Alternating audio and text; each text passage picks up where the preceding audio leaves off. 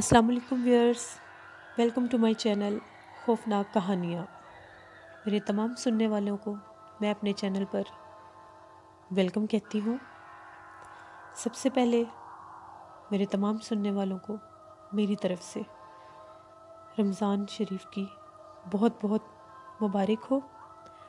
اللہ میاں اس ماہ مبارک کے صدقے ہم سب پر اپنی خاص رحمتیں نازل کریں۔ مجھے بھی دعاؤں میں ضرور یاد رکھیے گا۔ ویورز، اب بڑھتے ہیں آج کی سچی خوفناک کہانی کی طرف، جو ہمارے ساتھ ہماری ایک ویور نے شیئر کی ہے، جو کہ کراچی سے ہیں اور ان کا نام سائمہ ہے۔ سائمہ کہتی ہیں کہ ان کے فادر ایک فیکٹری میں کام کرتے ہیں۔ حسب معمول ان کے فادر ایک دن فیکٹری میں اپنا کام کر رہے تھے کہ اچانک وہ کیا دیکھتے ہیں، فیکٹری کا دروازہ جو کہ باہر کی طرف تھا وہ کھلا ہے، اور اس میں سے ایک عورت آئی ہے جو کہ کالے رنگ کے برقعے میں تھی۔ وہ بہت ہی حیران ہوئے کہ یہ کون عورت ہے اور اس کا فیکٹری میں کیا کام ہے۔ اس کا چہرہ ڈھکا ہوا تھا۔ وہ جیسے ہی آئی سیڑھیوں کی طرف اوپر چلی گئی۔ جو اوپر کی طرف فیکٹری میں گودام تھے، ادھر ان کمروں میں جا کر وہ غائب ہوگی۔ اس کے ابو بہت حیران ہوئے کہ یہ کون عورت تھی اور کہاں گئی۔ ان کو بہت تعجب ہوا۔ وہ دن گزر گیا۔ اگلا دن جب ہوا، پھر اسی ٹائم پر وہ کالے برقعے میں عورت فیکٹری کے اندر آئی اور سیڑھیوں کی طرف جانے لگی۔ اس کی بار اس کے ابو اس عورت کے پیچھے چلے گئے۔ اب وہ عورت آگے آگے جا رہی تھی اور اس کے ابو اس عورت کے پیچھے پیچھے جا رہے تھے۔ جیسے ہی انہوں نے دیکھا، وہ عورت فیکٹری کے جو کمرے تھے، سب سے آخری والے کمرے میں جا کر اس نے دروازہ بند کر لیا۔ اس کے ابو نے باہر سے دروازہ نوک کرنا شروع کر دیا۔ پہلے تو اندر سے کسی کی آواز نہیں آئی، پھر اندر سے ایک آواز آئی، چلے جاؤ یہاں سے، میں یہاں اپنے بچوں کے ساتھ رہتی ہوں، مجھے مت تنگ کرو، چلے جاؤ یہاں سے۔ انہوں نے کہا، دروازہ کھولو، کون ہو تم اور تم یہاں پر کیسے رہ سکتی ہو؟ یہاں پر کوئی بھی نہیں آتا، تم کون ہو؟ اس نے جواب دیا، میں تمہیں کہہ رہی ہوں چلے جاؤ یہاں سے، مجھے مت تنگ کرو۔ اس کے ابو کہنے لگے، جب تک تم دروازہ نہیں کھولو گی میں یہاں سے نہیں جاؤں گا۔ اس نے بہت کہا، چلے جاؤ یہاں سے۔ اتنے میں اس کے ابو گئے اور فیکٹری کے دوسرے ورکرز کو اپنے ساتھ لے کر آئے اور کہنے لگے کہ یہاں پر ایک عورت اندر گئی ہے اور وہ میرے کہنے پر بھی دروازہ نہیں کھول رہی، ہمیں دیکھنا چاہیے کہ وہ کون ہے اور وہ یہاں پر کیا کر رہی ہے۔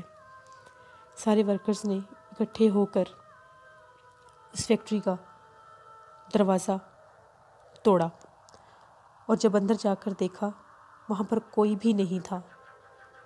وہ بہت حیران ہوئے۔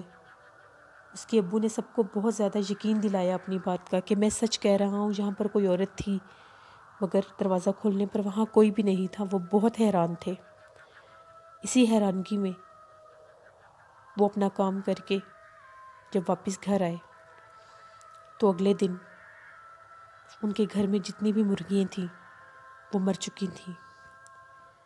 وہ بہت پریشان ہوئے کہ یہ اچانک سے کیا ہو گیا ہے۔ وہ فیکٹری اپنے کام پر چلے گئے۔ اب پھر وہ اسی انتظار میں تھے کہ آج وہ عورت آئے گی تو میں اس کو کمرے میں جانے سے پہلے ہی روک لوں گا اور پوچھوں گا کہ تم کون ہو اور یہاں کیسے آئی ہو۔ مگر آج وہ عورت ابھی تک نہیں آئی تھی۔ وہ کافی دیر وہاں پر رکے، انتظار بھی کیا، کمرے میں بھی جا کر دیکھا، وہاں پر بھی کوئی نہیں تھا اور کمرہ بھی کھلا تھا۔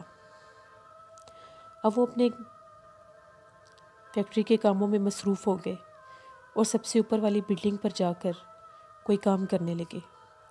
ان کو اپنے پیچھے اچانک کسی کے آنے کی آہٹ محسوس ہوئی۔